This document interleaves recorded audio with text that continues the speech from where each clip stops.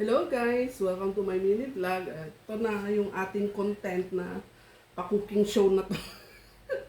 Nakailang luto na rin. Ayan, so hindi naman ako sa magaling magluto guys. Kung ano lang yung gusto kong iluto.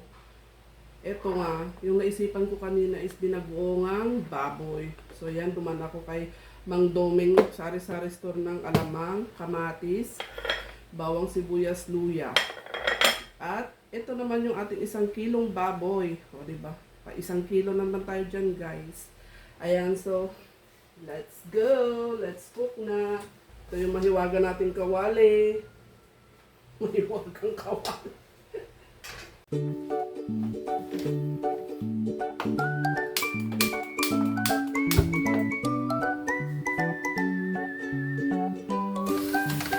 Lagi kong inuuna yung karne. Kasi gusto ko medyo ano muna siya.